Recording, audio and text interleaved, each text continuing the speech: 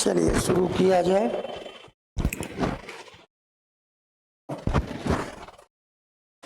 पहली चीज आप सभी जानते हैं, एक संस्था है जिसको नीति आयोग कहते हैं। तो जब भी इसमें कभी खास तौर पे उपाध्यक्ष, वाइस चेयरपर्सन या सीईओ बदलते हैं तो प्रश्न बनता है। तो प्रधानमंत्री अध्यक्ष होते हैं।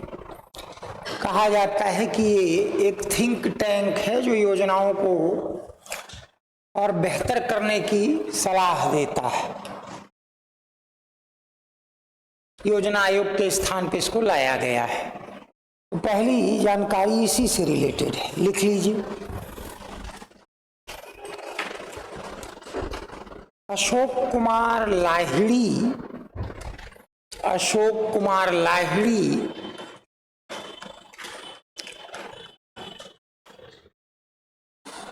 नीति आयोग के नए उपाध्यक्ष नियुक्त किए गए हैं। Ashok Kumar Lahiri is appointed new deputy chairperson of NITI Aayog. NITI Aayog के नए उपाध्यक्ष नियुक्त किए गए हैं। उन्होंने सुमन बेरी का स्थान लिया है। He has replaced Suman Bery का स्थान लिया है।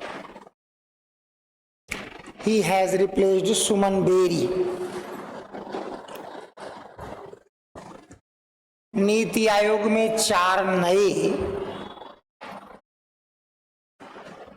पूर्णकालिक सदस्य भी नियुक्त किए गए हैं। 4 new full-time members have been also appointed in NITI Aayog. नियुक्त किए गए हैं।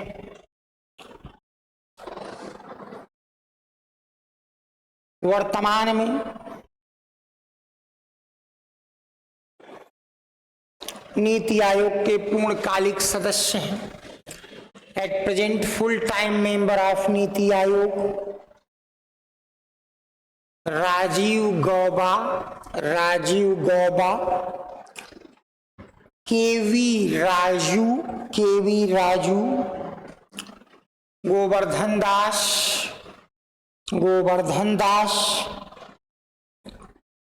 अभय करंदीकर,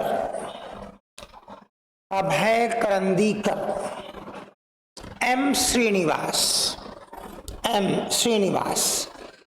होते 4 ही पूर्णकालिक सदस्य हैं। इस समय 5 हो गए हैं। 1.5 लाइन और लिख लीजिए। 1 जनवरी 2015 से नीति आयोग अस्तित्व में है। 1 जनवरी 2015 से नीति आयोग अस्तित्व में है। NITI Aayog is founded since January 1st, 2015। यह एक थिंक टैंक है। It is a think tank. यह एक थिंक टैंक है। इसने योजना आयोग का स्थान लिया है।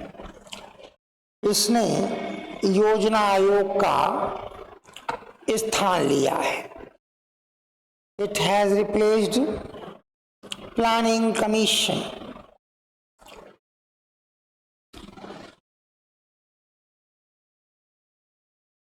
एक लाइन और लिख लीजिए। इनका कोई अर्थ नहीं होता है।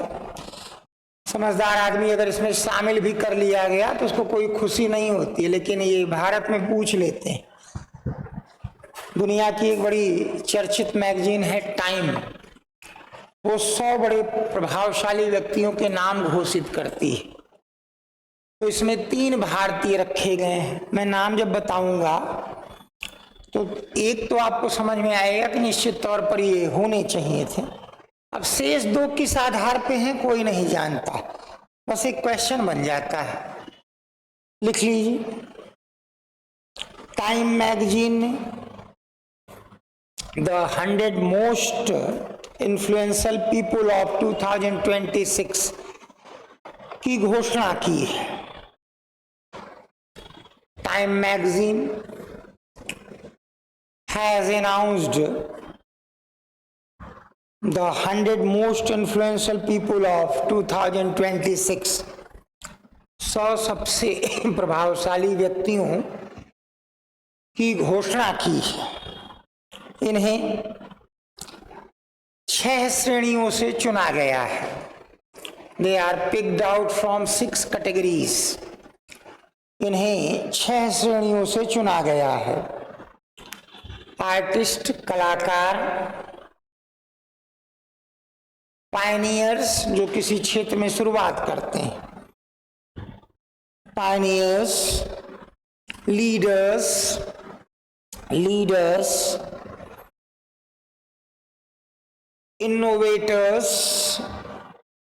इनोवेटर्स जो कुछ नया करते हैं, आइकॉन्स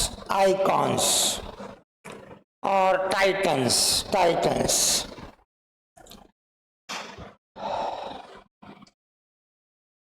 फिर लिखें 3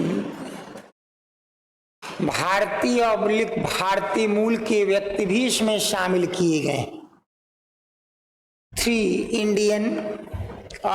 Indian origin person are also introduced in it। Ranbir Kapoor, सुंदर पिचाई, विकास खन्ना, ये यूएसए में सेफ हैं, खाना बनाते हैं। अभी आप खुद ही देखेंगे कि इसमें सुंदर पिचाई को छोड़ के बाकी को किस आधार पर ले लिया गया होगा कि सबसे ज्यादा प्रभावशाली भारतीय हैं। एक बार जब पेप्सिको की इंदिरा नूई का नाम आया था तो उन्होंने कहा रद्दी की टोकरी में डाल दीजिए, इनका कोई अर्थ नहीं होता है। लेकिन अब ये है कि भारत में क्वेश्चन बन जाते हैं। फिर जरा 1-2 लाइन और लिख लीजिए। लीडर्स की श्रेणी में कुल 24 नेताओं के नाम शामिल हैं। In category of leaders, name of 24 leaders are comprised, जिनमें पोप लियो 14,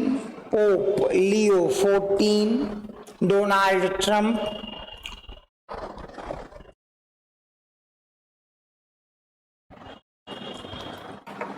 कनाडा के प्रधानमंत्री Mark Carney, PM of Canada,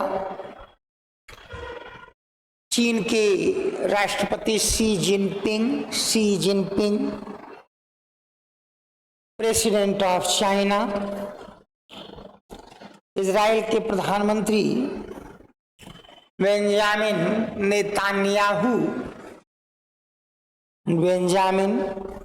Netanyahu, PM of Israel, Nepal के नवनिर्वाचित प्रधानमंत्री बालेंद्र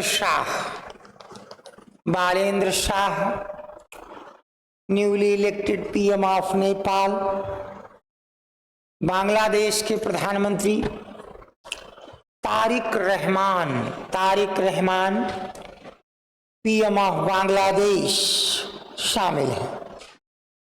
पीएम ऑफ बांग्लादेश शामिल है। पीएम ऑफ बांग्लादेश,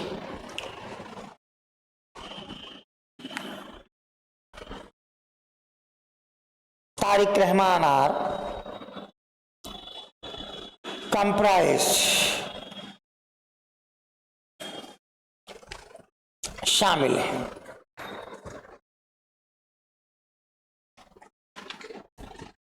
ये चीज यूपी के जितने भी एग्जाम होंगे, जो भी आप जानते ही हैं, एनवायरनमेंट जब आप पढ़ते हैं तो आपको रामसर साइट्स पढ़ाई जाती है। ऐसा कोई भी स्थान जो जल से डूबा हो, नम हो, जल नीचे न हो, नहर, झील वगैरह, नदी भी, सब इसमें शामिल कर लेते हैं। आजकल बड़ी तेजी से लिस्ट बढ़ रही है, एक क्लास बीतती है दूसरी क्लास तक कुछ नाम और आ जाते हैं। इसलिए अब ये टोटल कितने आ गई ये तो कभी नहीं पूछेंगे, लेकिन ये है कि अगर यूपी से जुड़ी कोई चीज शामिल हो गई है तो जरूर पूछेंगे। तो लिख लीजिए जरा, अलीगढ़ की शेखा झील, शेखा लेक को रामसर साइट्स में शामिल किया गया है। Shekha lake of Aligarh is comprised into Ramsar sites. यह एक पक्षी विहार भी है। It is also a bird sanctuary. यह एक पक्षी विहार भी है। It is also a bird sanctuary. Bird sanctuary. Uttar Pradesh में अब कुल 12 रामसर साइट्स हो चुकी हैं। There are 12 Ramsar sites in UP nowadays.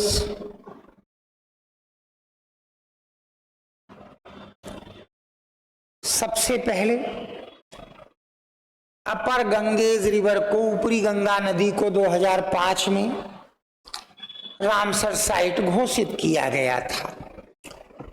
फोरमोस्टली upper Ganges river was declared Ramsar sites in 2005। ये पूरी लिस्ट यूपी स्पेशल पढ़ाते समय आपको लिखाई जाती है। यूपी स्पेशल की सारी क्लास कोचिंग के ऐप पे उपलब्ध है। आप खोल देंगे सारी क्लास आपको दिखने लगेंगी, उससे नोट्स बना लीजिएगा। नोट्स उसी में बनवा भी दिए गए हैं, बस आपको सिर्फ लिखना है, बाकी सारे नाम उसी पे हैं।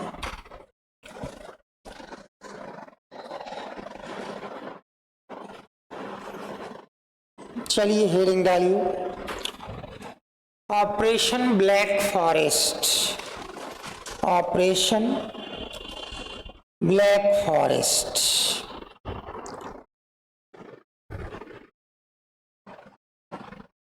ये कहा गया था कि 31 मार्च 2026 तक भारत से नक्सलवाद खत्म हो जाएगा। ये नक्सलवाड़ी एक ब्लॉक है दार्जिलिंग वेस्ट बंगाल में। यही 1967 में चारू मजूमदार और कानू सान्याल ने आवाज उठाई थी आदिवासियों के पक्ष में। इनका कहना था कि आदिवासियों को उनके जल, जंगल और जमीन से वंचित किया जा रहा है। बात सही भी थी, बड़ा अत्याचार और बड़ी बेईमानी हुई है इन क्षेत्रों में, तो आवाज उठाने में बुराई नहीं थी बाद में। लेकिन एक तो ये आंदोलन हिंसक हो गया। चीन के माओ के कथन का ये लोग प्रयोग करने लगे, सत्ता बंदूक की नली से निकलती है। और दूसरा, चीन समर्थक बन गया। इरादे इसके कोई बहुत अच्छे नहीं रह गए। भारत में एक रेड कॉरिडोर बनाएंगे। आप अपने देश की सीमाओं में रहकर अगर भ्रष्टाचार के खिलाफ आवाज उठाते हो तो बुराई नहीं है। बड़े बड़े आंदोलन करो, कोई बुराई नहीं। लेकिन अब ये किसी अन्य देश के दम पे कुछ करने की सोचो, तो ये पशुपतिनाथ से तिरुपतिनाथ तक एक रेड कॉरिडोर बनाएंगे। एक जमाना था 12 राज्यों के 150 जिले तक ये फैला। फिर 2009 में एनआईए का गठन किया गया। एनआईए ने, नेशनल इन्वेस्टिगेशन एजेंसी, ऐसे हर केस, कहीं बम विस्फोट हो जाए, आतंकी हरकत हो जाए, तुरंत उसको टॉप प्रायोरिटी पे लेना शुरू किया। ये भारत की सबसे ताकतवर एजेंसी है। ये लोग सुनते ना, ईडी वाले आए थे, किसी को उठा के लेके चले गए, इसके आगे कुछ नहीं है ईडी वगैरह, इतनी ताकतवर एजेंसी है। एनआईए ने मसले टैकल करने शुरू किए और उसके बाद इन क्षेत्रों में पैरामिलिट्री फोर्सेस को एक्टिव किया गया। धीरे धीरे आदिवासियों को भी समझ में आ गया कि ये जो हमारी बातें करते हैं इनको हमारी कोई चिंता नहीं है, इंडियन पॉलिटिशियन जैसे ही हैं, बातें तो हमारी ही करते हैं, विदेश यात्रा मत करो। बाकी तो हम सभी लोग सोच ही रहे थे कि बस इसी संडे को चले जाएंगे कहीं न कहीं, और करने वाला निकल गया। विदेश यात्रा मत करो, करने वाला 5 देशों की यात्रा पे चला गया। तो लोग सोचते होंगे कि अरे वो तो पीएम है, पीएम का तो काम ही यात्रा करना है। बिल्कुल नहीं। ऐसे ऐसे मैं आपको राष्ट्राध्यक्षों के नाम बता दूं जो अपने देशों को सुपर पावर बना चुके थे, पूरी जिंदगी 2 बार बाहर निकले हैं, सिर्फ 2 बार। जोसेफ स्टालिन, सोवियत संघ जो सुपर पावर बना इसी के दम पे 29 साल शासन किया था, 2 विदेश यात्रा की थी टोटल। तो ये एक अलग बात है, उसको जाने दीजिए, उस पर क्या चर्चा करना। ना मेरे समझाने से किसी को समझ में आएगा। जो ये मान रहे हैं नहीं वो विदेश यात्रा पे कोई व्यक्ति गया है तो मेरे लिए बहुत सारी चीजें लेके आएगा, वो यही मानते हुए जाएंगे। और जो कह रहे नहीं गलत है वो गलत ही मानेंगे, तो उसमें कोई समझाने का अर्थ नहीं है। तो ये बड़ी जल्दी देश की जनता का, आदिवासियों का मोह भंग भी हुआ। यदि भ्रष्टाचार इस क्षेत्र में अभी भी नहीं खत्म हुआ। एक पत्रकार ने उजागर किया था कैसे एक इलाके में कागज पे ही सड़क बन गई, उस पत्रकार की हत्या कर दी गई। तो भ्रष्टाचार कहीं खत्म नहीं हुआ, बल्कि पहले से कहीं ज्यादा बढ़ा है वो। लेकिन नक्सलवाद को खत्म करने का जो दावा था, अब 2 जिलों को छोड़कर लगभग हर जिले में खत्म हो गया। तो उसी के लिए ये ऑपरेशन पिछले दिनों बड़ी तेजी से चलाया गया। लिख लीजिए, operation black forest, operation black forest, जिसे ऑपरेशन कगार भी कहा जाता है। कगार,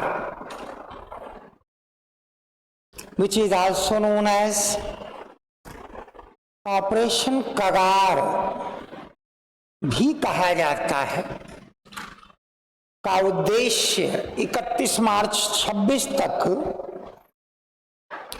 31 मार्च 26 तक भारत से नक्सलवाद को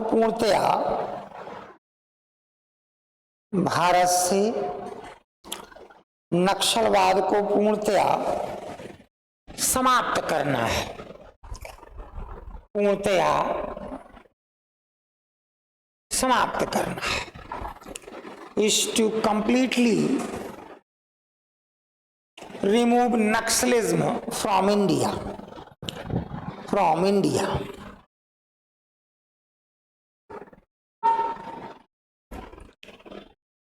इस ऑपरेशन के तहत लगभग 5000 नक्सलियों ने आत्मसमर्पण किया। लगभग 5000 नक्सलियों ने आत्मसमर्पण किया। ऑलमोस्ट 5000 नक्सलाइट्स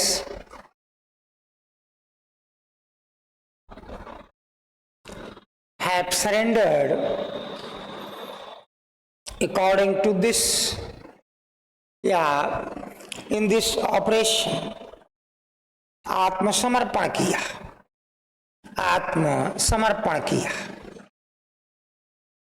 31 मार्च 26 तक भारत के मात्र 2 ही जिलों में नक्सली गतिविधियां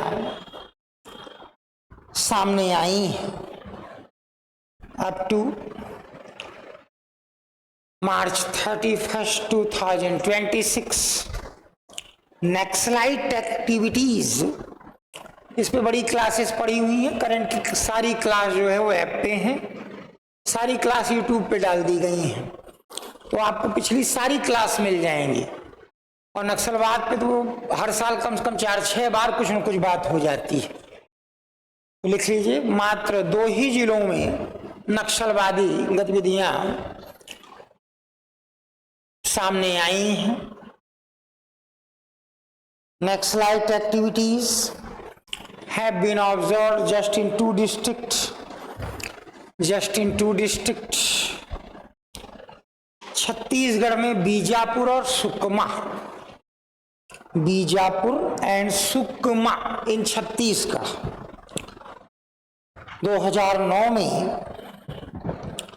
नेशनल इन्वेस्टिगेशन एजेंसी का गठन किया गया।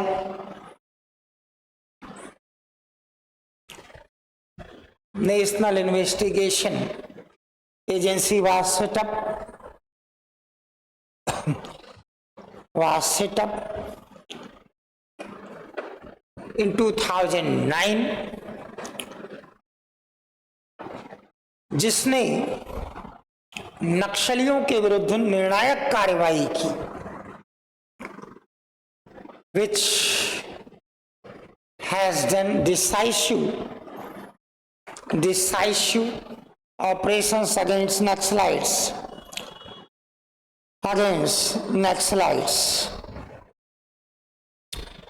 ये चीज आप आज छोटी छोटी चीजें ही ज्यादा रखेंगे, इनको तैयार कर लीजिएगा। आजकल बड़ा डिजिटल अरेस्ट जैसी चीजें सुनाई पड़ रही हैं। एक आम आदमी अगर डरा दिया जाए, पहली बात तो किसी को भी टेलीग्राम से किसी से संपर्क करना ही नहीं चाहिए। मैं आपको साफ साफ बता चुका हूं। कोचिंग के भी ग्रुप में अगर आप हैं तो कोई पर्सनली मैसेज किसी को मत करिए, इसको कोई ट्रेस नहीं कर सकता। और कोई सूचना मांग रहा है तो ग्रुप पे सिर्फ सूचना दे दीजिए, इसके अलावा कुछ नहीं।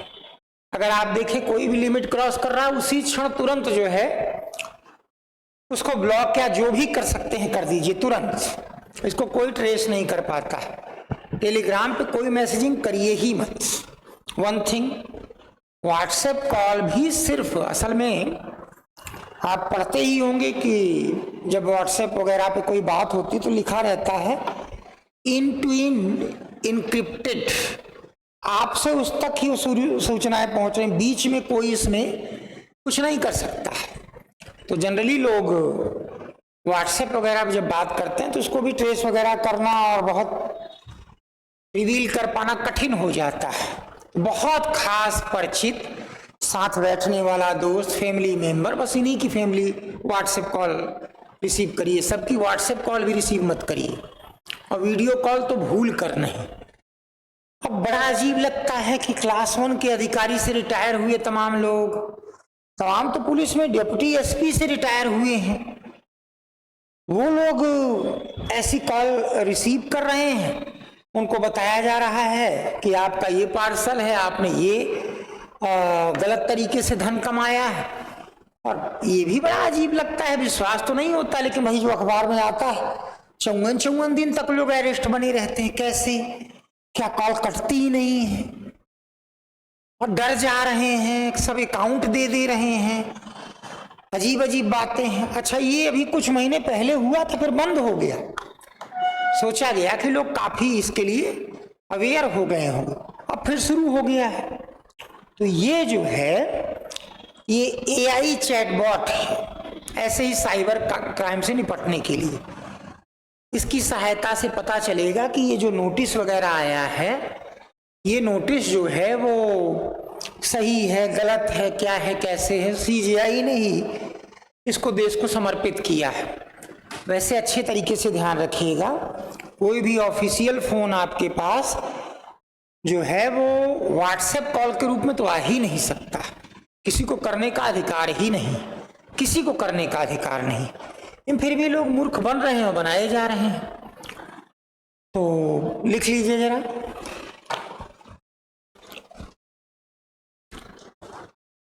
सीबीआई द्वारा अभय नाम का एक चैटबॉट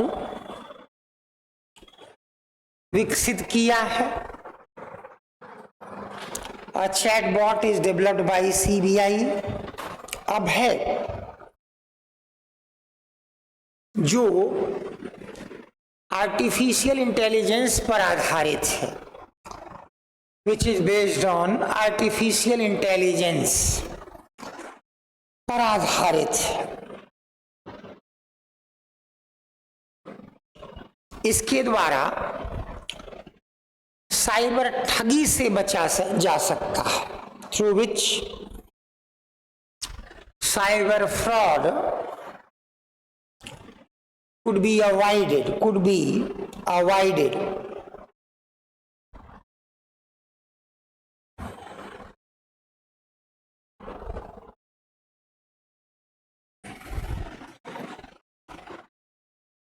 इसे CJI जस्टिस सूर्यकांत द्वारा देश को समर्पित किया गया है। CJI जस्टिस सूर्यकांत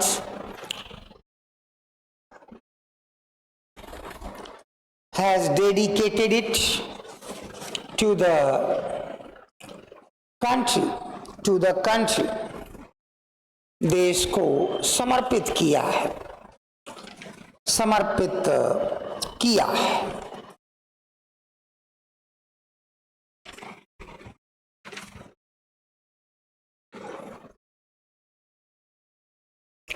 जब से USA ने हमारे ऊपर ढेर सारा टैरिफ लगाया है, उसके बचाव में हमने कई देशों से समझौते किए हैं। ब्रिटेन से किया, फिर यूरोपियन यूनियन से, उसी प्रकार से जापान से, न्यूजीलैंड से, जिससे कि वहाँ हम अपना तमाम सामान बेचकर जो वहाँ क्षति हुई है USA को बेचने में, उसकी पूर्ति कर सकें। तो पिछले दिनों ऐसा ही समझौता हमने न्यूजीलैंड से किया है। लिख लीजिए जरा, Bharat New Zealand free trade agreement.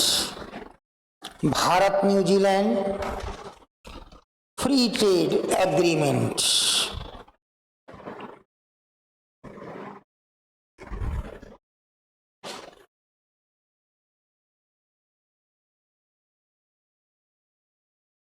April 2026 में, अप्रैल 2026 में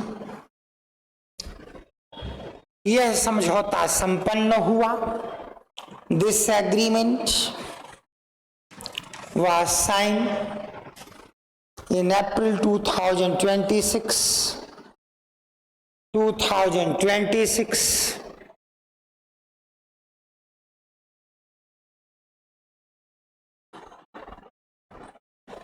इसके तहत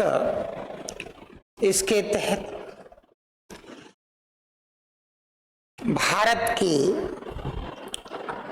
कपड़ा, चमड़ा और इंजीनियरिंग प्रोडक्ट पर न्यूजीलैंड में कोई कस्टम ड्यूटी नहीं लगाई जाएगी। According to which no custom duty would be imposed on textile, leather and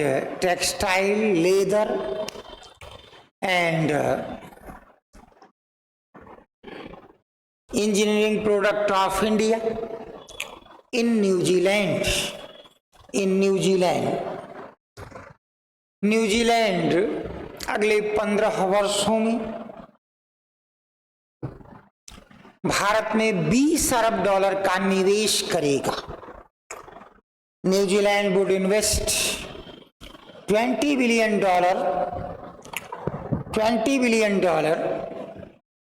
in forthcoming 15 years.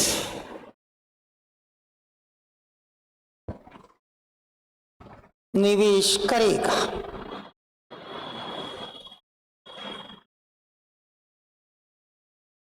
Bharat के 70%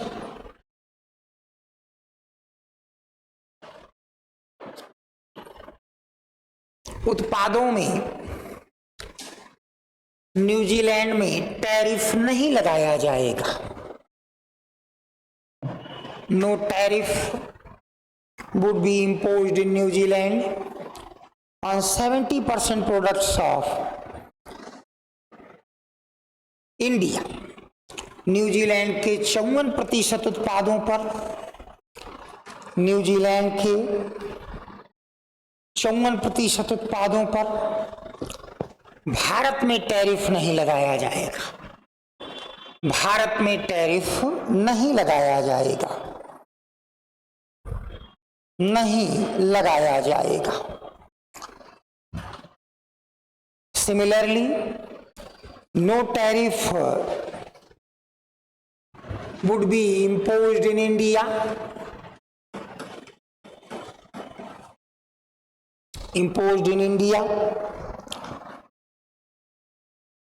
on 54% products of items of New Zealand.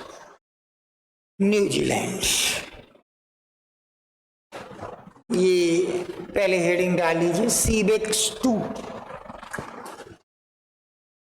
ये दुनिया का सबसे खतरनाक विस्फोटक है।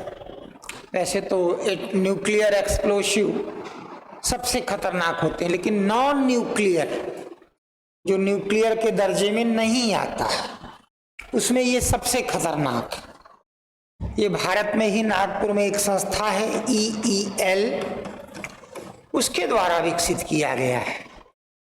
नेवी ने अपनी देखरेख में इसको विकसित किया है। नेवी ही फिलहाल ब्रह्मोस जैसी मिसाइल में यूज कर रही। अभी तक किसी भी एक्सप्लोसिव की क्षमता TNT से व्यक्त की जाती थी, ट्राई नाइट्रोटॉलुइन। बहुत तेज गति का विस्फोटक होता है, 8 किलोमीटर प्रति सेकंड की रफ्तार से बढ़ता है। ये उससे भी 2 गुना ज्यादा तेज। जहां बहुत बड़ी मात्रा में एक्सप्लोसिव की जरूरत मिसाइल में, बम में लगती थी, वहां उसकी आधी क्वांटिटी से ये काम चल जाएगा। तो ये आजकल बड़ी चर्चा में है ये मुद्दा। लिख लीजिए, सीबेक्स 2 भारत द्वारा विकसित दुनिया का सबसे शक्तिशाली गैर परमाणु विस्फोटक है। सीबेक्स 2 is non-nuclear,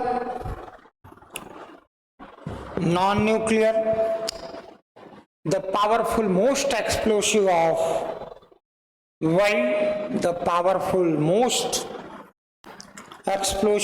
world, developed by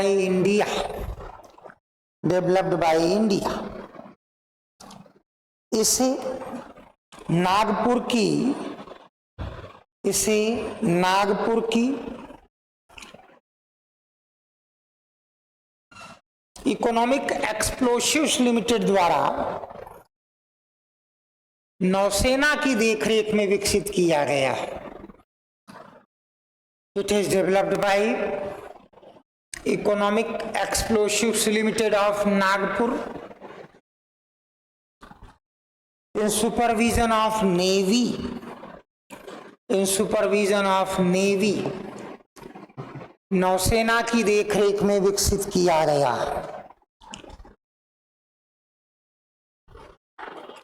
इसे ब्रह्मोस जैसी मिसाइलों में प्रयोग किया जा सकता है।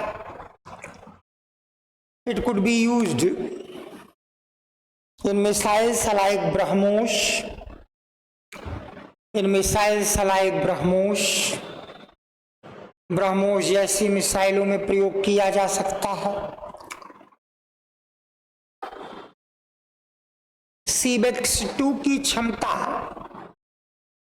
TNT से 2 गुना अधिक है। Strength of Sebex 2 is 2 times larger than TNT. 2 times larger than TNT से 2 गुना अधिक। ट्राई नाइट्रोटॉलुइन TNT के आधार पर ही विस्फोटकों की क्षमता मापी जाती है।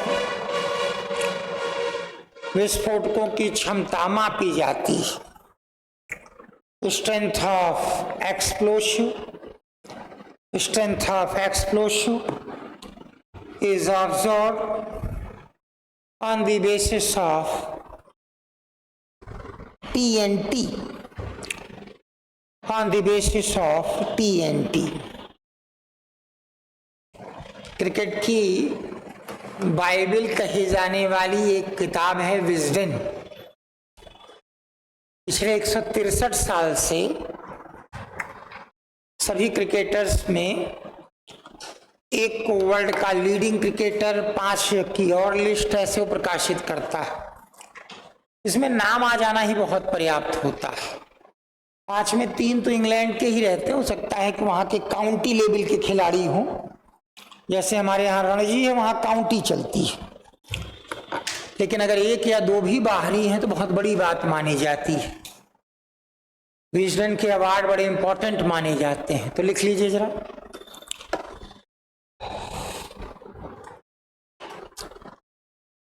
Wisden cricket award, Wisden cricket award,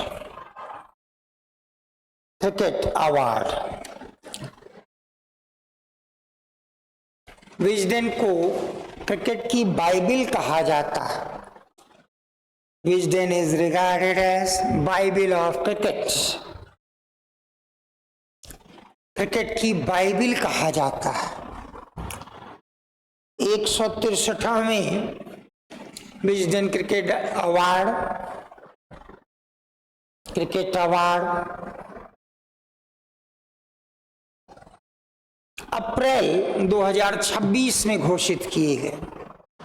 163rd Wisden cricket award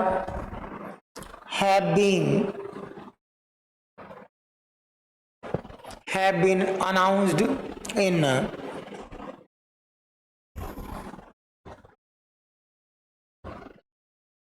अप्रैल 2026। बस लिखते चले जाइए।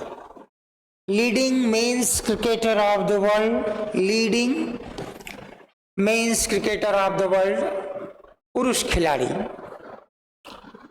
Mitchell Starc Australia, Mitchell Starc Australia.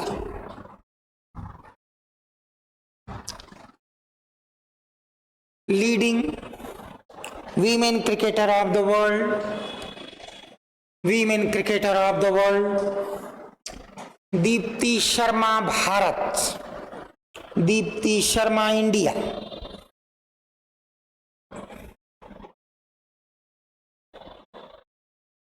Wisden trophy 2026, ये टेस्ट क्रिकेट में जिसने अच्छा किया उसी को दी जाती है। Wisden trophy 2026 Shubman Gill India, Shubman Gill India. Leading T20 cricketer in the world Abhishek Sharma India, Abhishek Sharma India. आप देख रहे हैं कि उसमें सिर्फ पहला वाला अवार्ड भारतीय के नाम नहीं, एक जमाना हुआ करता था। अभी मैं पूरी लिस्ट पढ़ूंगा, वो लिखना जरूरी नहीं है, बस पहला नाम। और ये तो सभी को मालूम है, अगर भारत में पैदा हुए कि सुनील गावस्कर या कपिल देव, ये तो होने ही है। तो मैं नाम एक बार पढ़ता जाऊंगा, सिर्फ सुनते जाइएगा। ये जो 5 हर साल खिलाड़ी चुने जाते थे, उनमें अगर नाम आ जाता है, यही बड़ी गर्व की बात होती थी। इस बार इस 5 में 4 नाम भारत के। लिख लीजिए, 5 Wisden cricketers of year, 5 Wisden cricketers of year. Shubman Gill, Shubman Gill, Ravindra Jadeja, Ravindra Jadeja,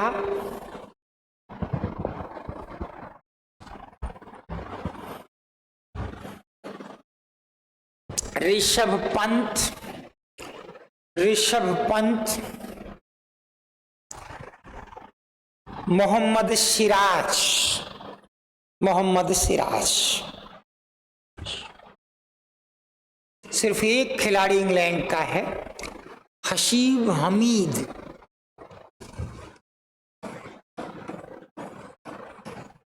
हशीब Hameed England. 1897 में जिनके नाम से रणजी ट्रॉफी चलती है, रणजीत सिंह वो पहले भारतीय खिलाड़ी थे जिसको विजडन की 5 खिलाड़ियों की लिस्ट में जगह दी गई थी। और इधर 90 की बात की तो लगभग हर फेमस खिलाड़ी को जगह मिली। तो एक बार उनके नाम आप सुन लीजिए। रणजीत सिंह पहले, इनके नाम पे दिलीप ट्रॉफी चलती है, वो दूसरे। इफ्तियार अली खान, ये मंसूर अली खान पटौदी के पिताजी थे। सीके नायडू, ये भारत के पहले कैप्टन थे। इसके पहले ये भारतीय खिलाड़ी इंग्लैंड की टीम की तरफ से खेलते थे।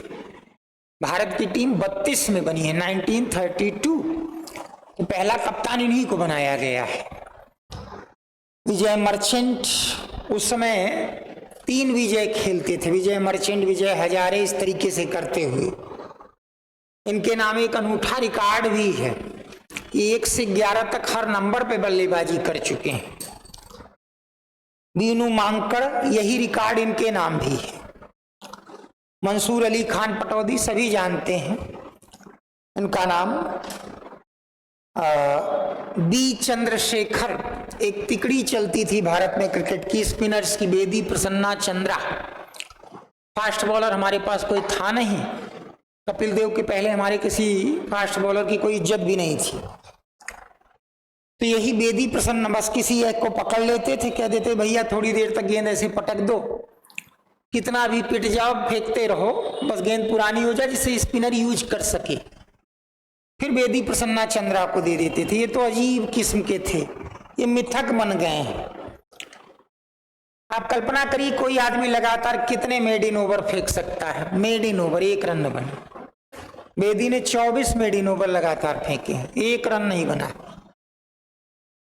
चंद्रा के नाम अजीब सा रिकॉर्ड है, इन्होंने जितने विकेट लिए उतने रन नहीं बनाए हैं। मेरी बात समझ रहे हैं? 243 विकेट लिए हैं और रन इतना टोटल नहीं बनाया है। अक्सर जब 9 विकेट गिर जाते थे, इनका नंबर होता था, भारत वाले पारी डिक्लेयर कर देते थे, अभी जाएंगे 4-6 गेंद बर्बाद करेंगे, 0 पे ही आएंगे, तो अच्छा है लौटो, हम बताएंगे तो कि 9 विकेट हमने गंवाए थे।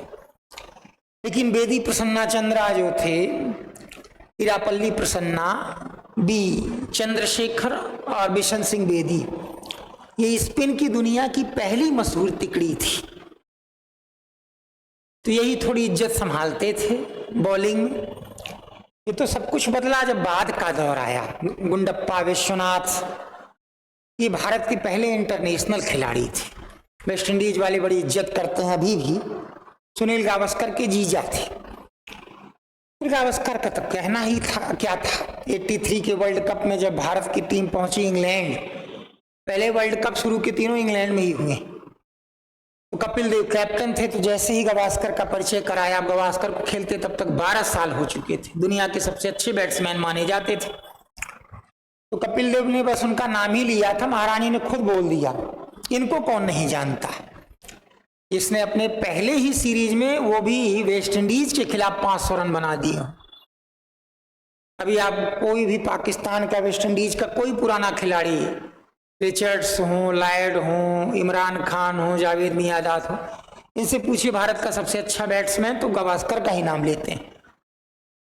तो सुनते जाइए, बस रुचिकर चीज है। बहुत से लोग क्रिकेट हॉबी लिख देते हैं, ये चीजें उनको मालूम रहनी चाहिए इंटरव्यू वगैरह में। सुनील गावस्कर, कपिल देव किसी परिचय के मोहताज नहीं है। मोहिंदर अमरनाथ, ये सब ऐसे खिलाड़ी थे। 83 में जब भारत ने वर्ल्ड कप जीता तो सेमीफाइनल में भी मैन ऑफ द मैच थे और फाइनल में भी मैन ऑफ द मैच थे। ये रिकॉर्ड बहुत कम मिल पाता है। दिलीप वेंगसरकर, मोहम्मद अजहरुद्दीन, अब आप लोगों के साथ सुने हुए नाम होंगे। अनिल कुंबले, सचिन तेंदुलकर, राहुल द्रविड़, वीवीएस लक्ष्मण, जहीर खान, शिखर धवन, विराट कोहली, रोहित शर्मा, जसप्रीत बुमराह, हरमनप्रीत कौर, ऐसे प्रश्न बनेंगे। एकमात्र महिला खिलाड़ी या पहली महिला खिलाड़ी तो नजर रखिएगा, शुभमन गिल, रविंद्र जडेजा, ऋषभ पंत, मोहम्मद सिराज। उसको अच्छे तरीके से तैयार कर लीजिएगा। खेल जगत में एक बहुत फेमस पुरस्कार स्पेन की तरफ से दिया जाता है, लॉरियस खेल अवार्ड। ये खेल क्षेत्र का नोबेल माना जाता है। तो लिख लीजिए जरा, लॉरियस स्पोर्ट अवार्ड, लॉरियस खेल पुरस्कार,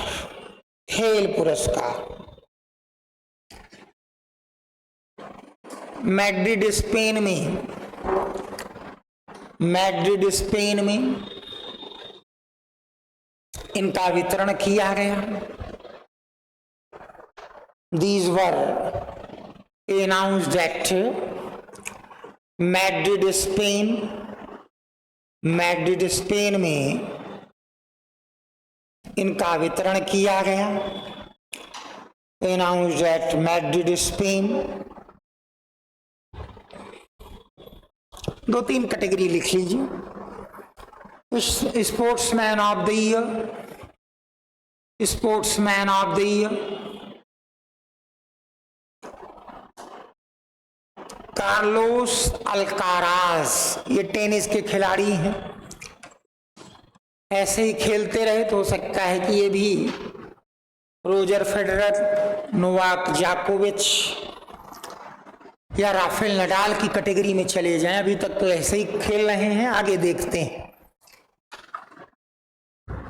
कार्लोस अल्काराज ब्रैकेट में टेनिस स्पेन।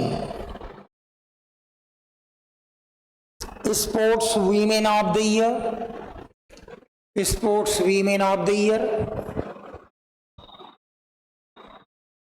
आर्यना सबालेंका,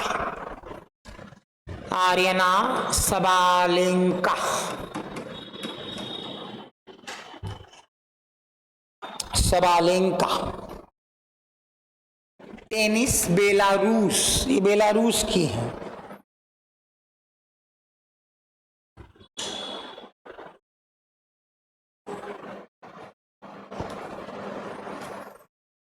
बस इतने से काम चल जाएगा, ज्यादा गहराई में जाने की जरूरत नहीं। जैसे नोबेल दुनिया का साइंस के क्षेत्र में बड़ा प्रतिष्ठित पुरस्कार है, मैथमेटिक्स के क्षेत्र में एबेल अवार्ड मिलता है। तो लिख लीजिए जरा, एबेल प्राइज।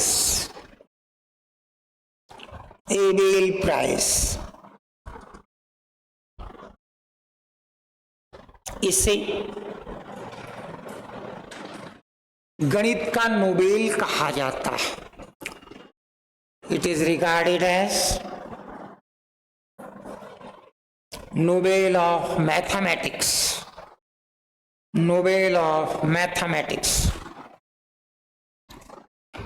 जिसे नॉर्वे की संस्था है, academy of science and letters द्वारा दिया जाता है,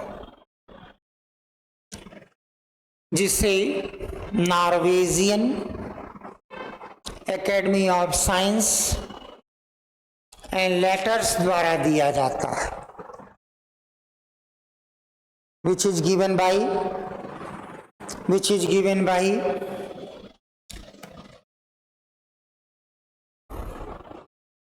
Norwegian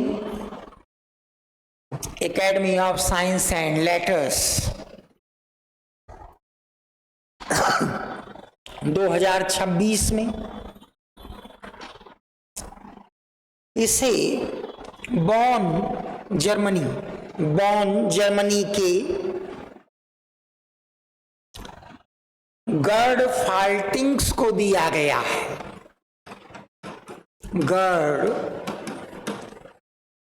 फाल्टिंग्स को दिया गया in 2026। It is given to Gerd Faltings of Bonn Germany को दिया गया।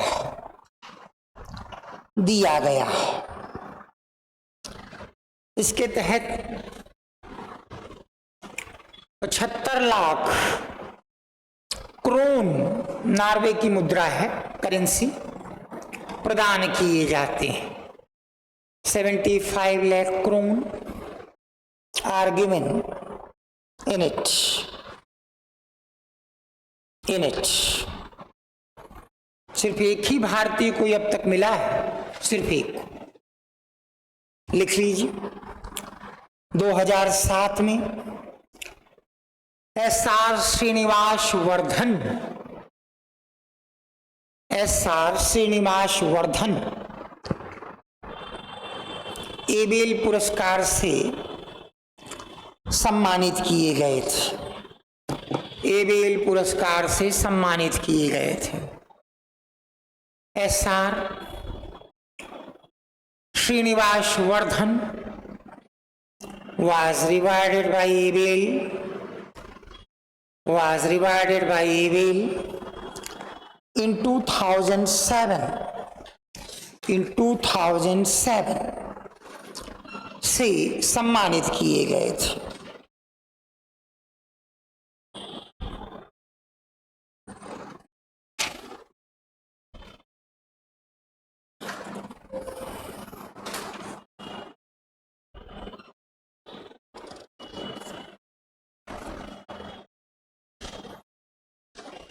अगला भी फैक्चुअल ही है, लिख लीजिए। खेलो इंडिया ट्राइबल गेम्स, खेलो India tribal games, tribal games.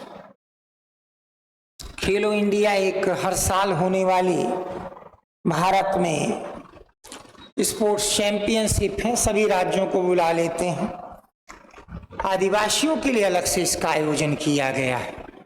तो कहाँ किया गया, नंबर 1 पे कौन रहा, ये जरूर याद रखिए। लिख लीजिए, पहले खेलो इंडिया ट्राइबल गेम्स का आयोजन छत्तीसगढ़ में किया गया। First Khelo India tribal games held at Chhattisgarh, bracket में मार्च अप्रैल 2026, मार्च अप्रैल 2026। इसे रायपुर, जगदलपुर और सरगुजा में आयोजित किया गया। रायपुर, जगदलपुर और सरगुजा में आयोजित किया गया। It held at Raipur, Jagdalpur and Surguja.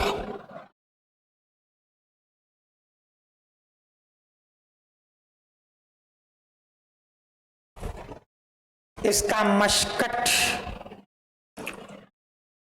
Muscat शुभंकर मोरवीर था। मोरवीर वाज इट्स मस्कट। इसका मस्कट मोरवीर था। मोरवीर वाज इट्स, हमारा वीर, मोर मतलब मेरा, वीर मतलब वीर था। इसमें 30 राज्यों ऑब्लिक केंद्र शासित प्रदेशों के 3800 खिलाड़ियों ने भाग लिया। 3800 sportsman of 30 states oblique UT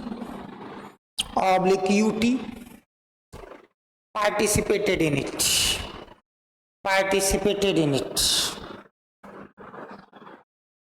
भाग लिया। 23 स्वर्ण पदक के साथ कर्नाटक का पहला स्थान रहा। Karnataka was on first rank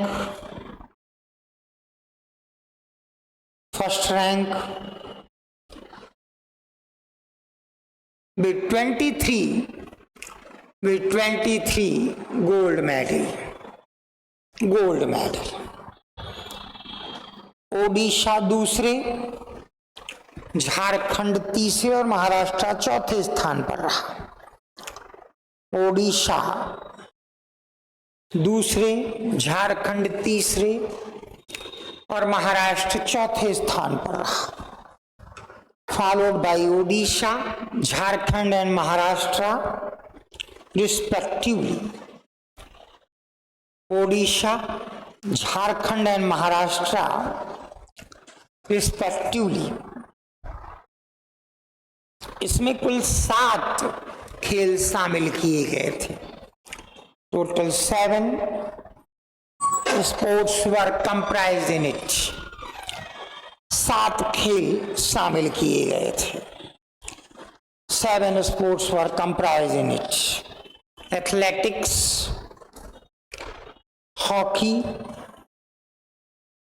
football, weight lifting, तीरंदाजी, आर्चरी, तैराकी, स्विमिंग, कुश्ती, रेसलिंग।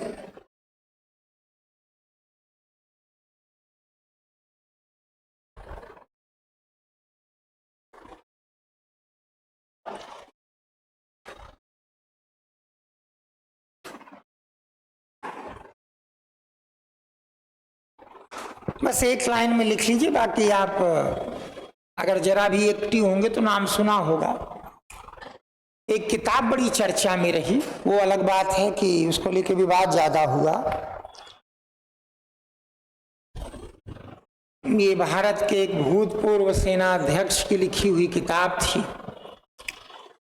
और शुरुआती दौर में कहा गया कि कुछ ऐसी वैसी बातें हैं इसमें, बाद में वो खुद ही मुकर गए। अब सही क्या है गलत क्या है आज के जमाने में कुछ भी कहना बहुत कठिन। कोई बड़ी बात नहीं, पहले इन्होंने कहा हो बाद में दबाव में मुकर गए हो या कुछ भी हो सकता है, लेकिन किताब का नाम याद रखिएगा, लिख लीजिए जरा। The curious and the classified. The curious and the classified।